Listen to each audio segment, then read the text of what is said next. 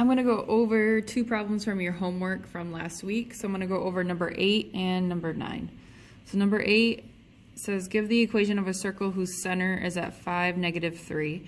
So if you know it's at 5, -3, you already have part of the equation. And we don't know r squared.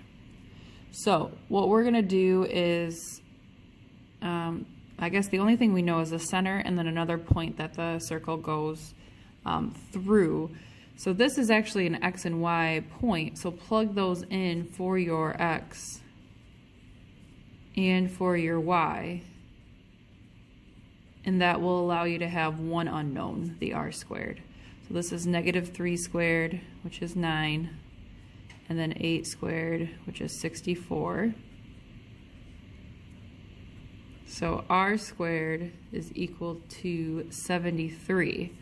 So the square root of r would be the square root of 73. But when we go to write our equation, we want r squared. So this will be 73. So this is your equation for a circle centered at 5, -3, and it goes through the point 2, 5. So 10 is very similar to that, so you can give that one a try. Number 9, it says give the equation whose endpoints of a diameter at -4, 1, and 4, -5. So endpoints of a diameter. So diameter goes through the center, and it goes from one end of the circle to the other end of the circle. So I'm just going to sketch real quick. So this is 1, 2, 3, 4, 1. And then 1, 2, 3, 4, 1, 2, 3, 4, 5. So what they're saying is this line right here is the diameter of the circle. So the circle's going around, diameter goes from one end to the other end, and it goes through the center. So they're asking you to find the equation. Well, the equation, we need to know the center. So you could do that first. We know the diameter goes through the center. So figure out the center of these two. So really you're doing the midpoint. So what's in between -4 and 4? And that's 0. And what's in between 1 and -5? And that's -2. You could use the midpoint formula where you add and divide by 2, add and divide by 2. Or you can just think logically what's in between those 2 points. So right now we have x squared plus y plus 2 squared equals something.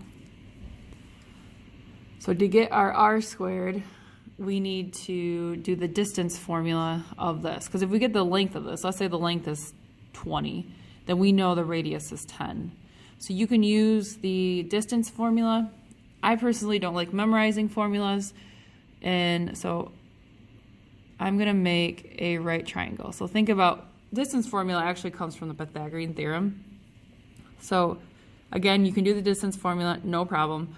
Or think from 1 to, let's see, this was -4, 1, and then this one was 4, -5. So from 1 to -5 is a length of 6, and from here to here, so from -4 to 4 is a length of 8.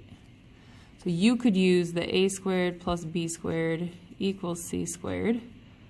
So 6 squared plus 8 squared equals c squared. So that is 36 plus 64, which is 100. So c squared equals 100, so c equals 10. So that means the length, the diameter, is 10. Well, if the diameter is 10, what's the radius? And the radius is half, so that would be 5. So our equation would be x squared plus y plus 2 squared equals 25. There's lots of ways you can do this one, but just wanted to show you Pythagorean theorem or distance formula may be very helpful for that.